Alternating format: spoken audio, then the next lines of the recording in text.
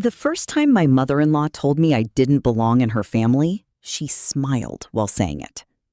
It happened 3 years before everything fell apart. Back then, I laughed it off because I believed kindness could fix almost anything. I was wrong.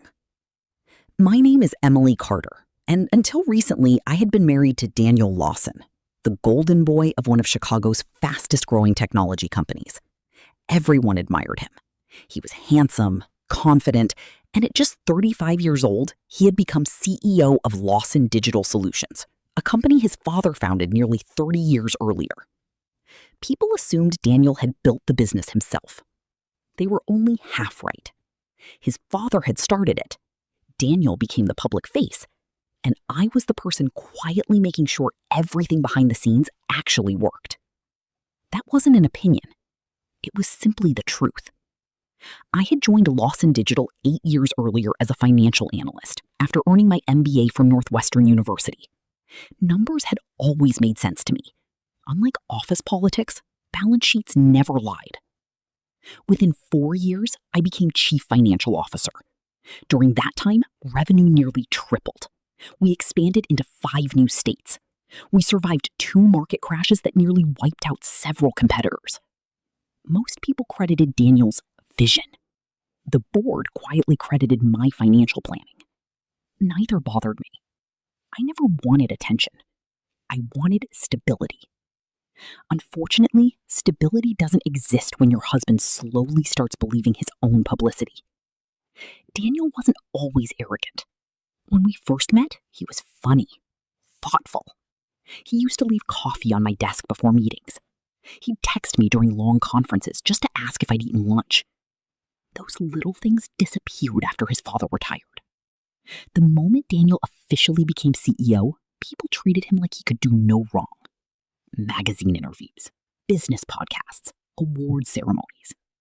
Every headline praised his leadership. No headline mentioned the executive team working 18-hour days to keep those promises alive. Especially me. At first, I didn't mind staying in the background. We were married. The board's secret investigation. For several seconds, no one spoke. Daniel kept staring at the report in his hands as if the numbers might rearrange themselves if he looked hard enough. I leaned forward slightly. What is this? Richard Collins answered before Daniel could. A preliminary forensic review of executive spending accounts. My eyes moved to the pages. Luxury travel, private club memberships, consulting payments to companies I didn't recognize. Several transactions had been coded as strategic development expenses. The total was staggering. Almost $3.8 million. The first shock. Daniel cleared his throat. This is ridiculous. Those expenses were approved. The outside counsel slid another folder across the table. Some were. Many were not. I felt a chill crawl up my spine. As CFO, every significant executive expenditure should have crossed my desk. Yet several of these payments were completely unfamiliar. I flipped through the pages quickly. Then I saw it. Harbor Consulting Group, $850,000. I looked up. I've never seen this vendor. One of the board members, Sandra Whitmore, spoke for the first time. That's because it was added under the CEO's discretionary authority. Daniel straightened. Which is perfectly within my rights. Up to a limit, Sandra replied. You exceeded that limit 6 times. A different kind of fear. I had seen Daniel angry before. I'd seen him defensive. I'd seen him arrogant. But I had never seen him scared. He turned to me. Emily. The next morning, I woke before sunrise. For the first time in years, the house was completely silent. Daniel had spent most of the night in his home office, making phone calls that went unanswered. Every few minutes, I heard another frustrated sigh, another voicemail, another promise that everything would be cleared up soon. I didn't believe him. Deep down, I wasn't sure he believed himself. I stood in the kitchen with a cup of coffee, staring out the window as the first light spread across the neighborhood. Our home had once represented everything we'd worked for together. Now it felt like a museum dedicated to a marriage that no longer existed. Daniel walked in wearing yesterday's suit. He looked exhausted. "You've been up all night." I had to call investors. Did they answer? He didn't. That was answer enough. He poured himself coffee before finally speaking. "You aren't really considering the board's offer, are you?" I took a slow sip. "I haven't decided. You know what people will think." I looked at him. "I'm more concerned with what actually happened than what people think." His shoulders tensed. "So you're choosing the company over your husband?" "No," I answered quietly. "I'm choosing honesty." The call. At exactly 9 o'clock, my phone rang. Richard Collins. "Good morning, Emily." "Morning. Have you reached a decision?" I closed my eyes for a moment. I thought about the employees who depended on Lawson Digital. Nearly 900 people. Software engineers, project managers, customer support teams, sales representatives, families relying on paychecks. They hadn't created this crisis. They shouldn't suffer because of it. I opened my eyes. The atmosphere in Patricia Lawson's living room felt less like a family gathering and more like a courtroom. Every chair had been arranged in a circle. No music played, no food had been served. Even the grandchildren had been sent upstairs. This wasn't Sunday dinner. It was an ambush. As soon as I stepped inside, Daniel closed the front door behind me. The sound echoed through the house. Patricia stood in the center of the room, hands folded neatly in front of her. She smiled at everyone before looking directly at me. "Thank you all for coming. Today, we're here because our family is facing the most difficult crisis we've ever experienced." Several relatives nodded solemnly. She continued, "My son has devoted his life to Lawson Digital. Unfortunately, recent events have threatened everything our family has built." Then she turned toward me.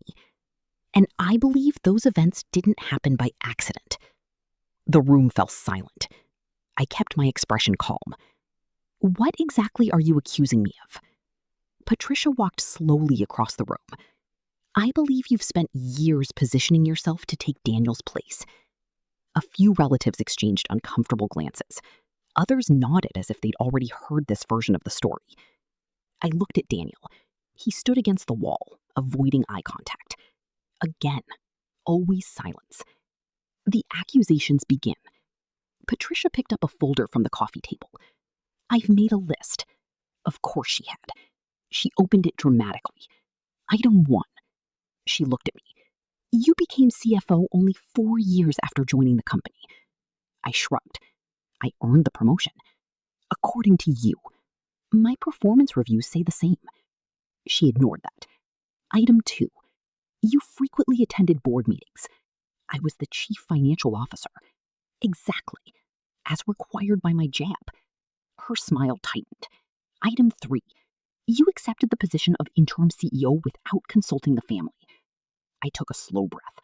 "I consulted the board because they're responsible for appointing the CEO." The morning after Patricia's family gathering, I arrived at Lawson Digital just before 7. The building looked the same as it always had. Employees hurried through the revolving doors with coffee cups in hand. Security greeted everyone by name. The reception desk buzzed with the usual Monday activity. On the surface, nothing had changed. Behind closed doors, everything had. When I stepped off the elevator onto the executive floor, my assistant, Rachel, was already waiting. "Good morning." "Morning." She hesitated. "You're going to want to see today's schedule." She handed me a printed agenda.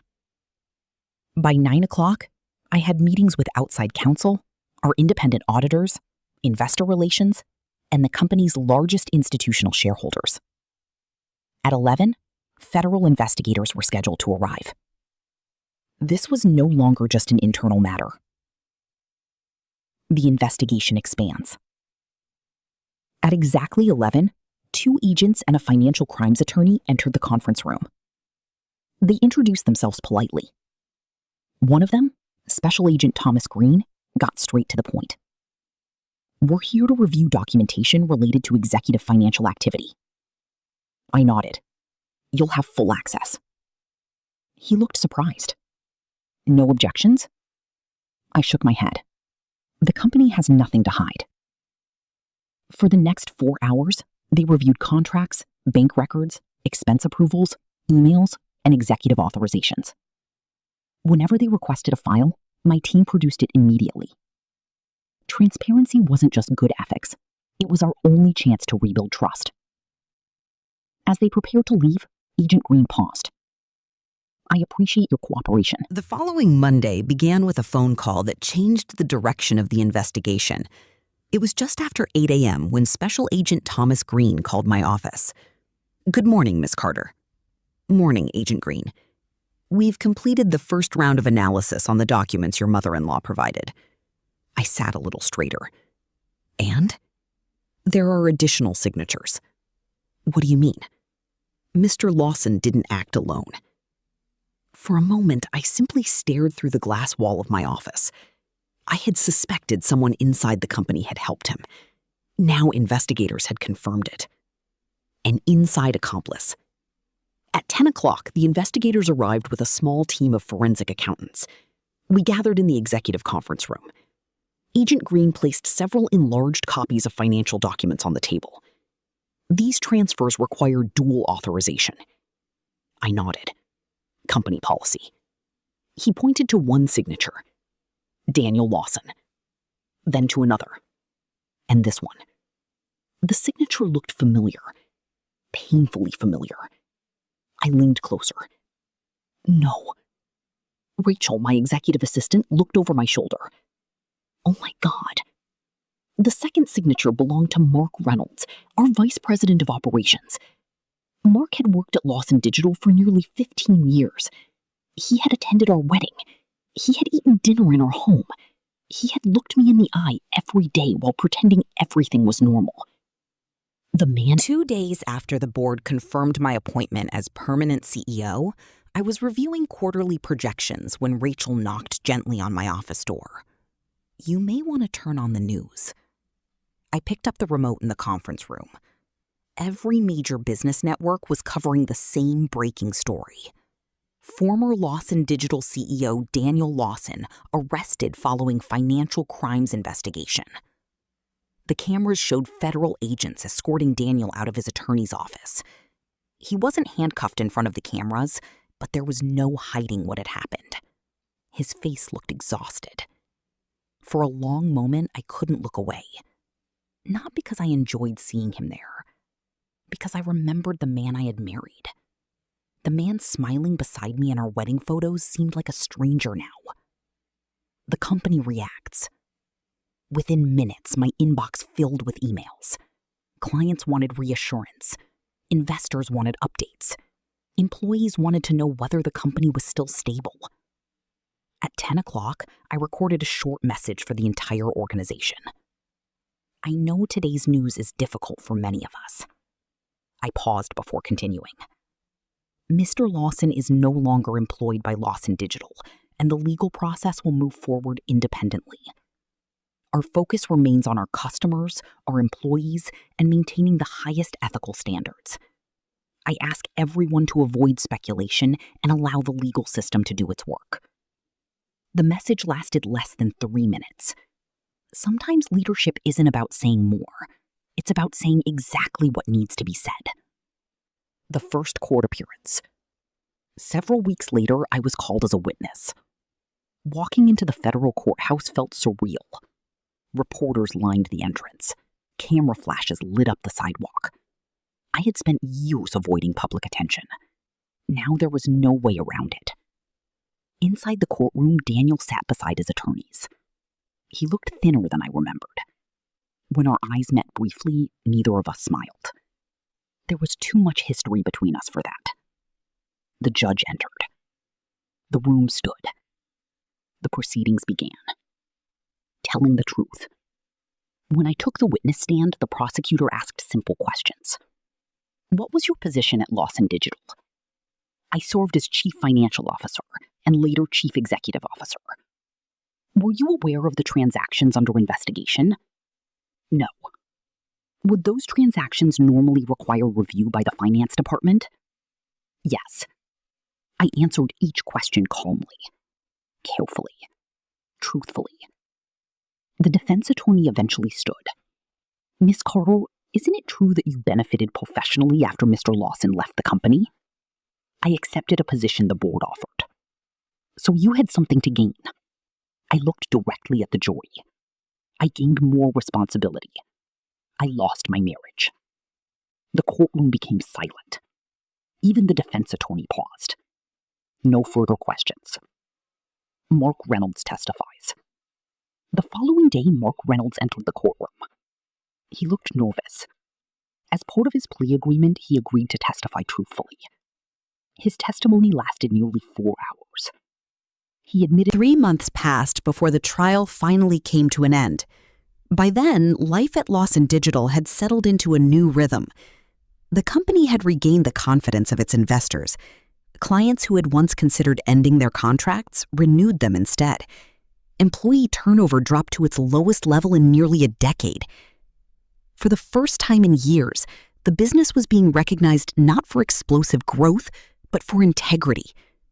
Ironically, that meant more to me than any headline about profits ever could. Still, one chapter remained unfinished: the verdict. The day of the decision. The federal courthouse was quieter than it had been during the first weeks of the trial. Most of the media attention had moved on to newer stories. Inside the courtroom, however, the atmosphere was heavy. Daniel sat beside his attorney, looking older than his 36 years.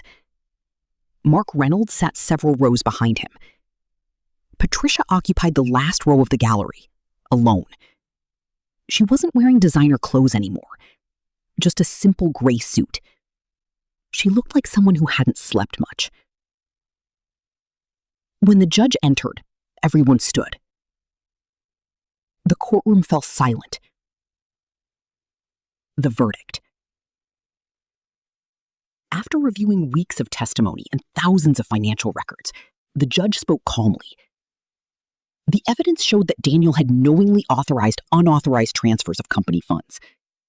He had concealed financial information from the board. He had bypassed internal controls. And he had directed another executive to help disguise those transactions. The court found him guilty on multiple financial fraud charges. Mark Reynolds, having cooperated with investigators from the beginning, received a significantly reduced sentence under his plea agreement. Daniel did not. When the sentence was announced, Patricia quietly lowered her head. Daniel didn't react.